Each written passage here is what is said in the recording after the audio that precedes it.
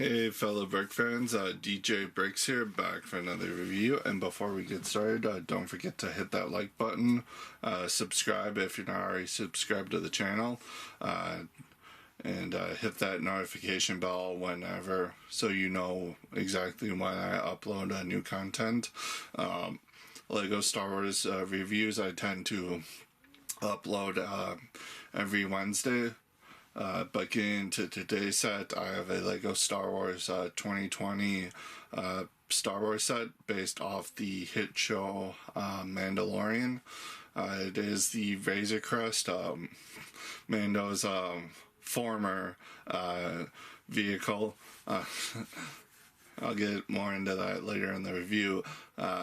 Set number is 75292. It is recommended for building ages 10 and up, as of 1,023 pieces, and it retails here in America for $130, where it is a retailer exclusive to Amazon, and you can also get it at the Lego store and lego.com. But like I said, this is based off of Mando's iconic ship from the series, his former ship. If you've caught up with season 2, slight spoiler, I guess, if you haven't seen it yet. But this is a very nice recreation of his vehicle. It has a few issues, but we'll get into all that in the video. So let's start deconstructing this set to see how it stacks up, starting as always with minifigures. So taking a look at the first figure, we're of course going to start out with the Mandalorian himself, Mando.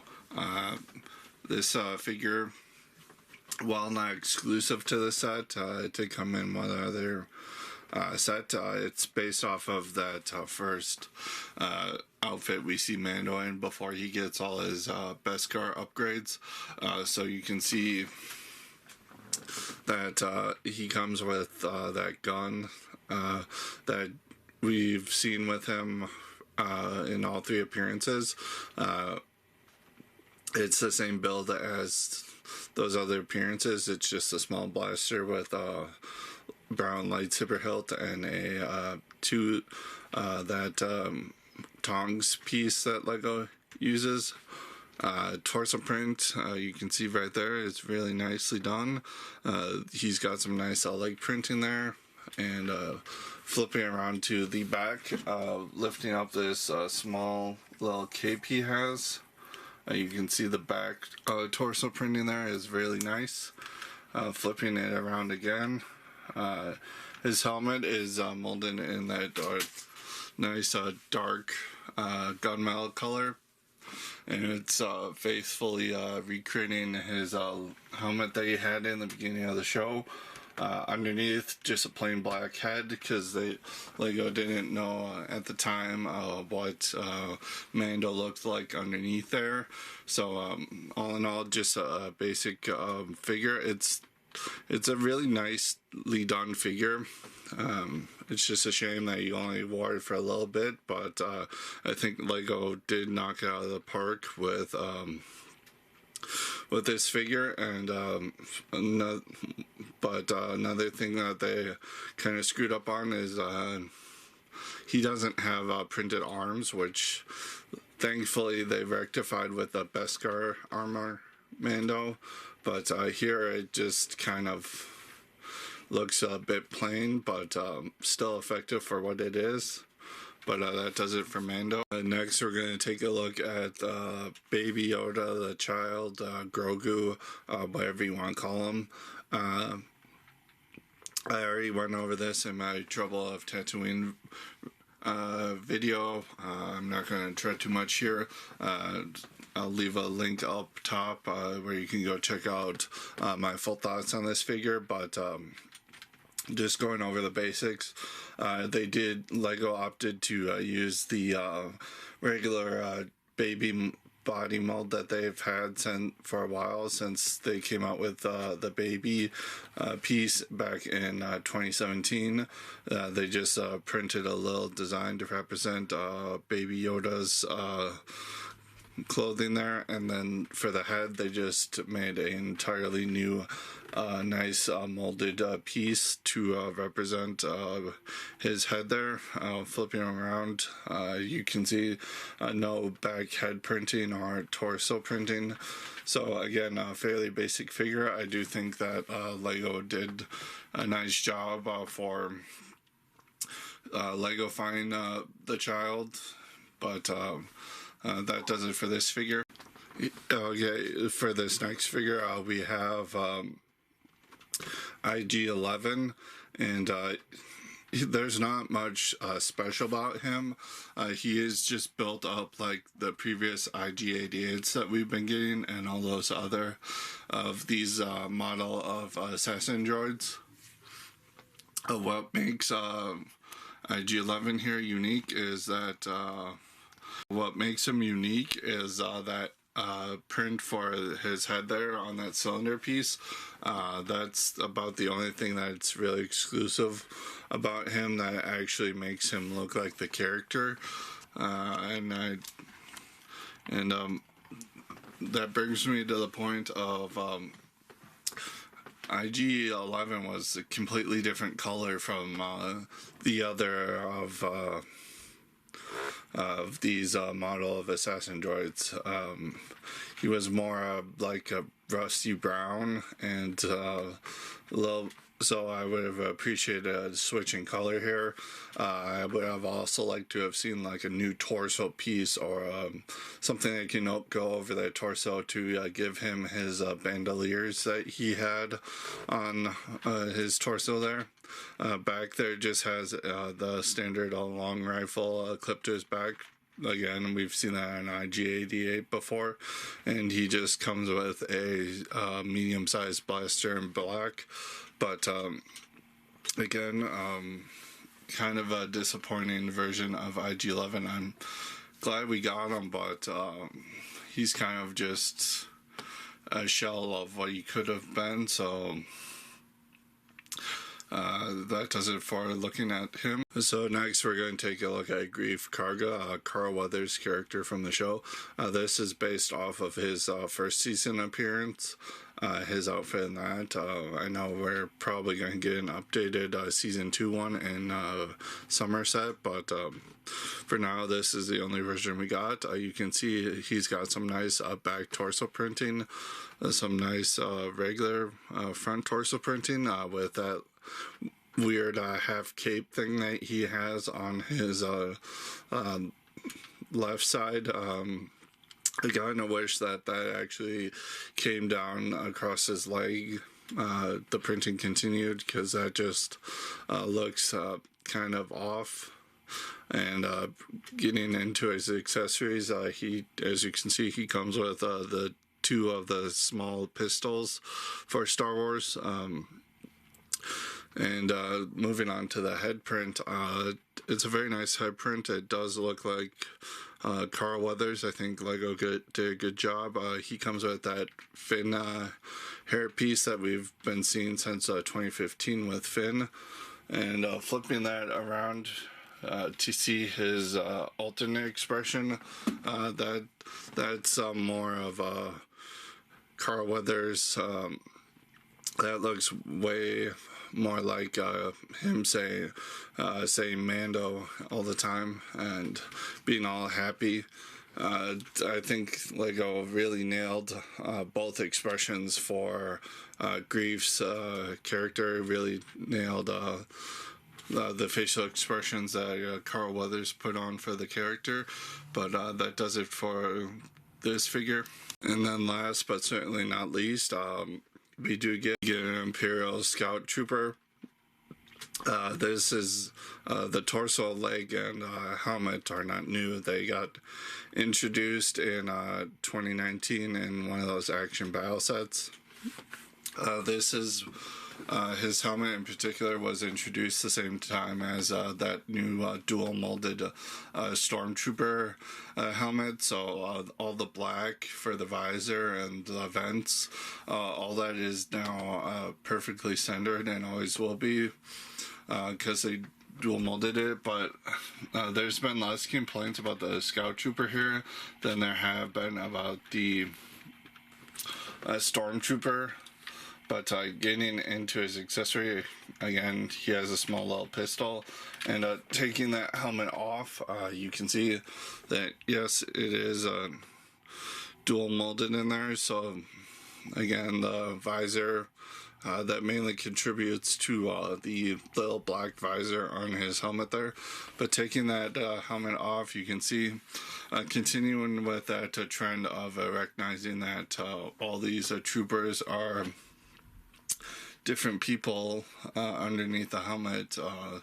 They opted to give him a different face, and this one just happens to be the Bruce Wayne face that they've been using since 2012 to represent a generic stoic characters.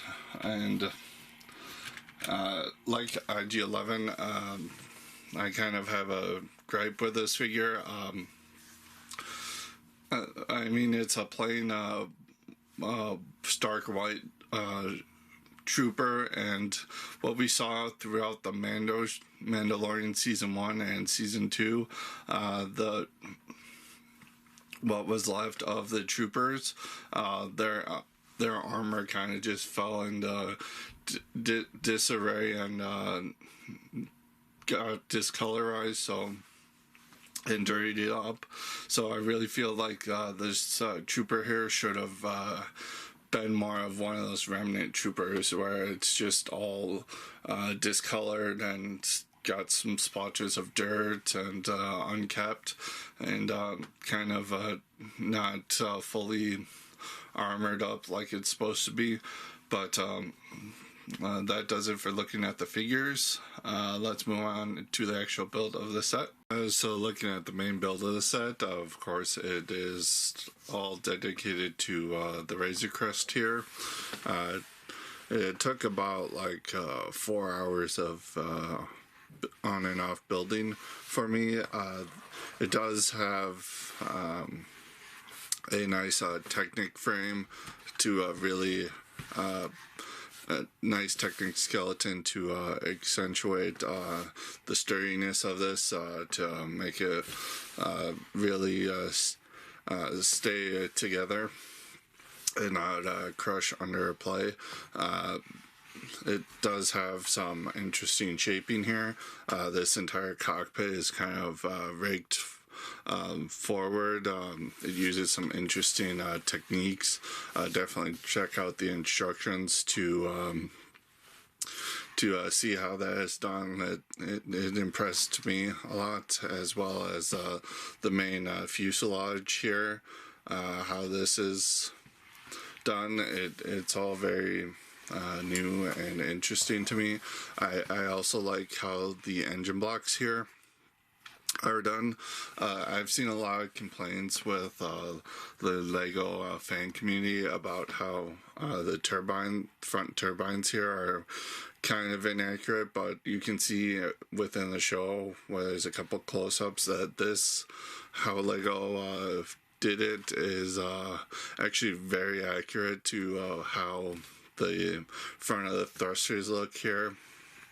And then going to the back of the thrusters, they actually use this half barrel piece in gunmetal gray.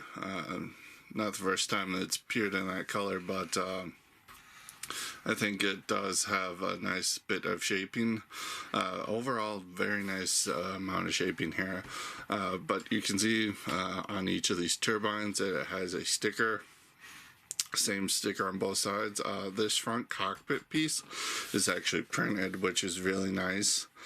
And going over the rest of the stickers on the exterior here, you got 2 different stickers for on the sides there, and going over the ones on the side of the ship here, you got a sticker here, and sticker here, and that is mirrored on the other side here, although the stickers are a little bit different to reflect the design of the markings on the ship. And overall, there's a top look at the ship, you do have this little cockpit area piece here. That's for an escape pod that can be removed from the ship if you want. But before we get into that, start looking at the interior here. You do have some nice shaping up top here with the cockpit and a nice array of colors. I think Lego, the designer here, used a nice array of colors to just kind of make it look like it does in the show a little bit, with how without relying too much on the sticker portion. So, and then you got some grills here for shaping. These are for to push. You just push these down, the spring loaded shooter comes out. So just demonstrating that, it just fires a spring loaded shooter out. I like that it's not just a spring loaded shooter just attached onto the vehicle like so many other ones are, but there's actually a mechanism. But when you're playing with it, make sure to watch out for that. But they also did a wonderful job shaping these guns here, using these pieces to make it like that. Though I will say that they use a yellow Technic pin in here, and that actually works to its benefit because it actually gives some interior detail. It actually doesn't distract from the model whatsoever. But let's start peeling this back to look at the interior. Now we're going to talk about that escape pod that I mentioned a few minutes back. You just pop it out. It just sits right there on one jumper. It kind of loosely holds it, which I'm not a fan of. But you have this nice escape pod that's nicely built up. We don't actually see it in the show, but it does have this nice little viewing hole, and just to access it, you just pull it off, and you can take any minifigure you want here. It's got two studs just to hold the minifigure by the legs, and you just set them in there and put the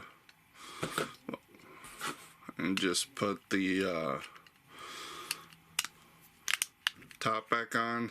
You can see the minifigure through the little porthole, which is nice. But that putting that back in, it fits really nicely. I forgot to mention it has thrusters here, which kind of just slot in right here. Kind of just slots in. You kind of have to push it in so it connects to that one jumper, but that does it. So we're going to start looking at the interior, starting with the cockpit area here. To access it, you actually just grab this little bar piece. I think that's a nice part of the design here. It just lifts up this entire piece as one assembly. It's got clips here, so it just attaches into those ratchet joints right there, just to clip it in there. And you can see for cockpit wise, we just get a nice printed console here, and two red seats here that can fit a couple of minifigures.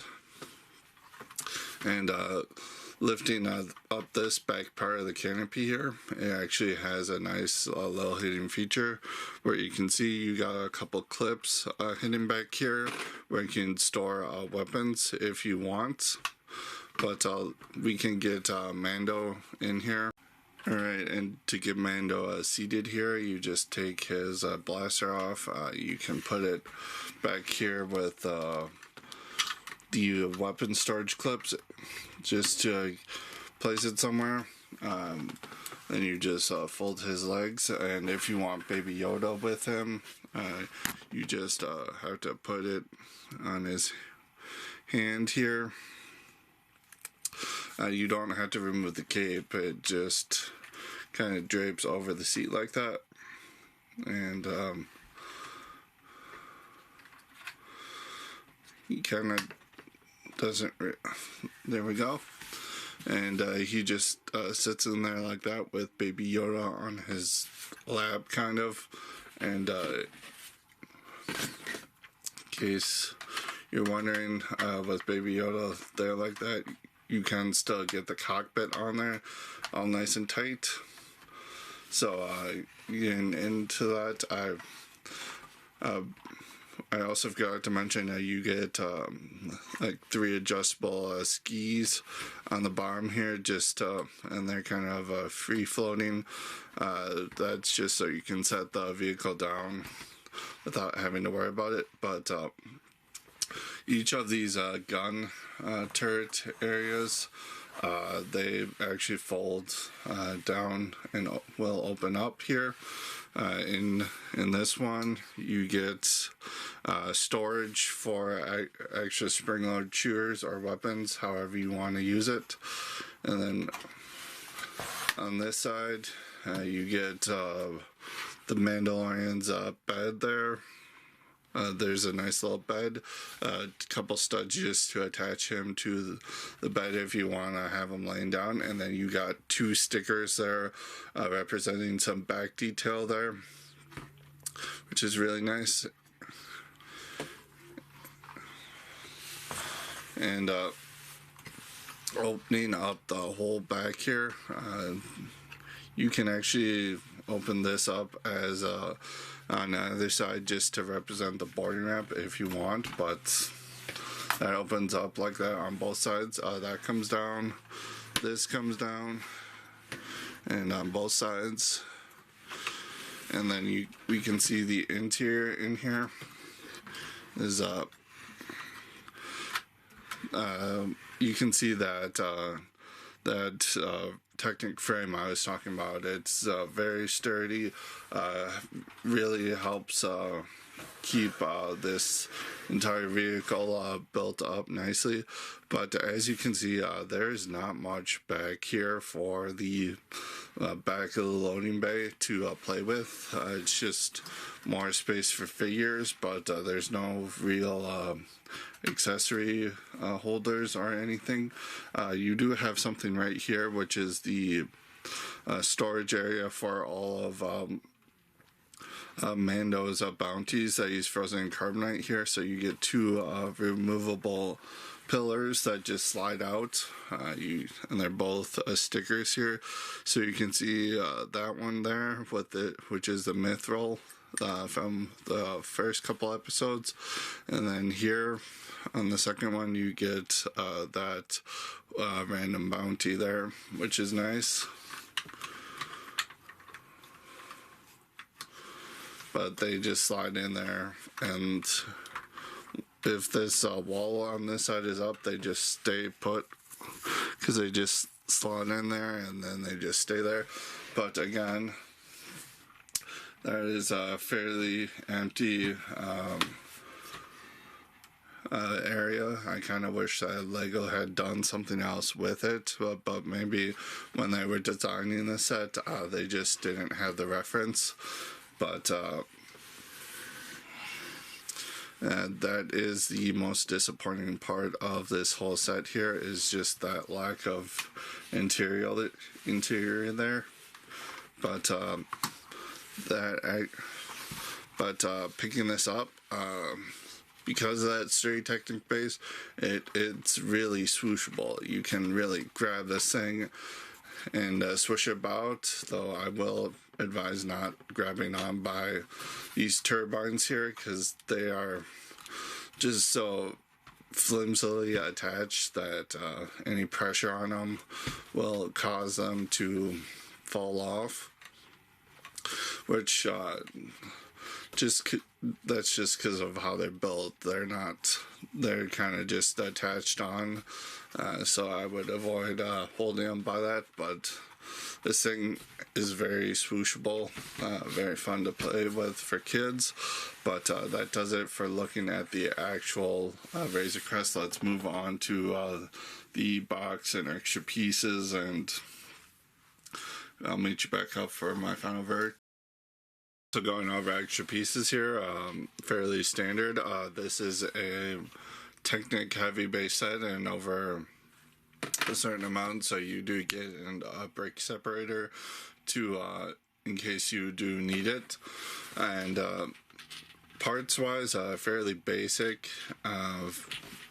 For a Technic heavy set, you get a couple extra Technic pins, studs in a few different colors. You get a couple of droid arms in both styles there, just for IG-11, and get an extra one of the lightsabers in dark brown there, and a couple G-slopes in different colors, but that does it for the extra pieces. Alright, so going over the instructions here, it's one booklet. It's a very thick one, so it's bound there. Front of the cover, again, just a basic toned down version of what's on the front of the box. You do have that QR code to scan if you want to build it in the Lego Life app.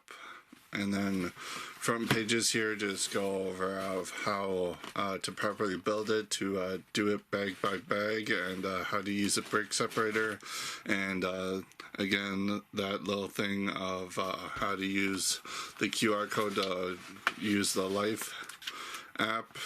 But all in all, this set takes about 239 pages of building.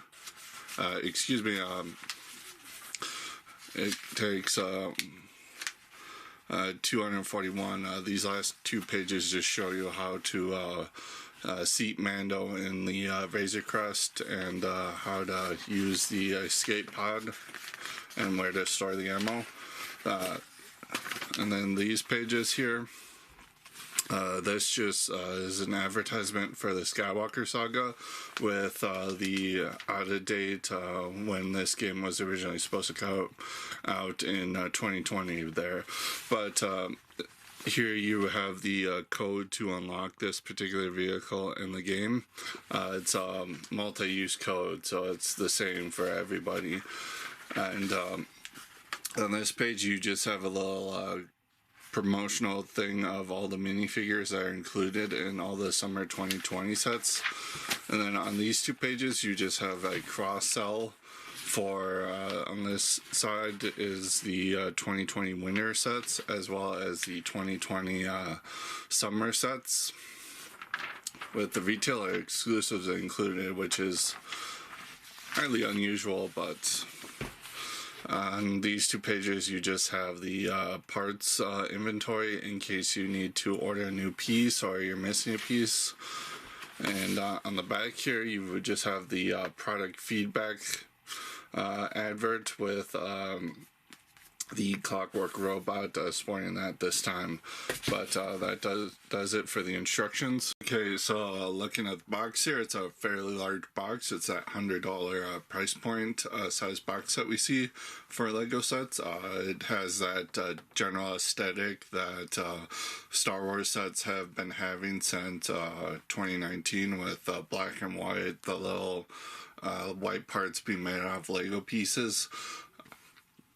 This is changed up a little bit to coincide with the fact that this is a Mandalorian set, coinciding with Disney's overall push for having certain parts of merchandise having certain ties to it. So Lego kind of modified their standard box art here to accommodate that. As you can see up in the corner there, the Lego has Darth Vader. That's on the normal packaging, has been replaced with a Lego Mando, a Legoized version of Mando there, down at the bottom here, next to the minifigure call out. We have the show, the Mandalorian show logo there, just in case you didn't know that this was based off of that particular show. On this side of the box, we have the set specs. You get a really nice product shot of the actual set in action, and Disney logo, of course, in the corner there. Flipping this sideways, top of the box just has basic information, and then you have the actual size reference with Mando there sporting it. And then flipping this around to the back of the box, you can see nice product shot of the set, just different product shots of all the various play features of the set and what you can do with it, and a little blurb out there to find the secret code to unlock this particular vehicle in the upcoming Skywalker Saga game. And I will note that the background on this is of Navarro, where the front of the box was just generic space, so that's really interesting. But that does it for looking at the box here. So going over my final thoughts for this set, build wise, I think Lego knocked out the park.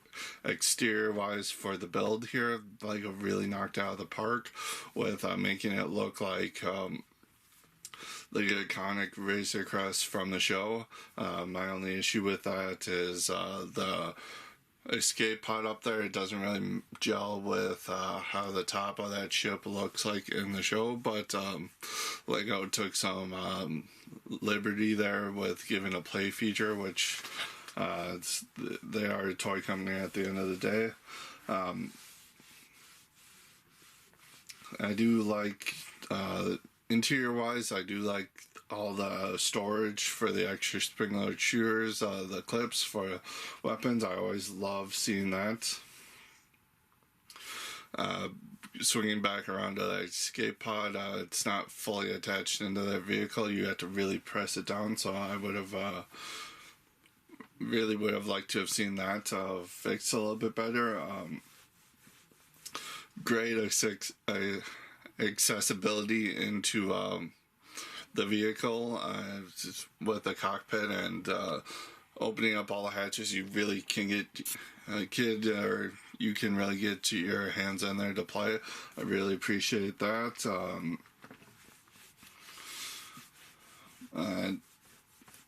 But again, the biggest detractor with this set is the lack of stuff for you to do or play with in the back of the ship here, where you just have those carbonite bounties. That's it. I would have liked to have seen something more here. Minifigure wise, I really it's all good choices here. Quail would have been a good figure also to come in here. We could have gotten one of his beasts to go in the back there as well, since this is based off the season 1 finale. I guess Lego couldn't known that when they were designing this set, which is unfortunate, but I'd stated my issue with IG-11. I think that and the Stormtrooper, I think they could have been better.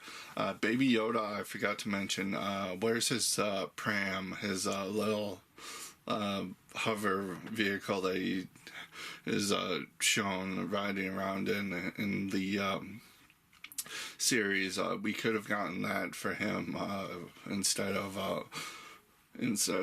just putting him in his hand to put him in Mando's hand to put him in the cockpit there. That's also a big missed opportunity here. My instructions were actually bent a little when they were in the box, but I was not too badly. And if you didn't notice throughout the review, the gray of the stickers that they used here, a little darker shade of gray than the actual gray plastic. So that kind of creates a little bit of disconnect for me, a little bit. But going over the price here, $130 for it, I'd say it's worth it. But it is worth it if you're a fan of the show. If you got a kid who's a fan of the show, wants Mando's vehicle. But that brings me to I've seen a lot of people in this community saying that we shouldn't buy this anymore because it's not around in the show anymore. That to that I have to say. We buy tons of Death Stars, X-Wings, TIE Fighters, Darth Vader's personal tie, anything from the prequels, really. And that's not even beholden to Star Wars. It's in Marvel too, where Avengers Tower and all that stuff. So I don't subscribe to that. I think that if you really want the Razor Crest, you should buy it because the kid's not going to care, and adults just are going to want it to have his vehicle because it's that iconic to the show. And again, kids aren't going to care. They just want to reenact scenes from the show as well as their own adventures, so they're not going to care either. But that does it for looking at this set. So all in all, this set gets a 7 out of 10 for me.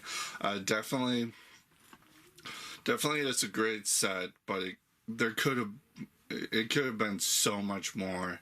It could have been so much more. It's just figure wise and just the interior and some choices that Lego made that I wasn't a huge fan of. So it gets about a 7 out of 10 for me. Comment below, let me know what you think about this set and that whole you shouldn't buy it because it doesn't exist in the show anymore argument. I always look forward to having a discussion with you in the comments about this set. But that does it for this video, and I will see you in the next one. Until next time, keep building.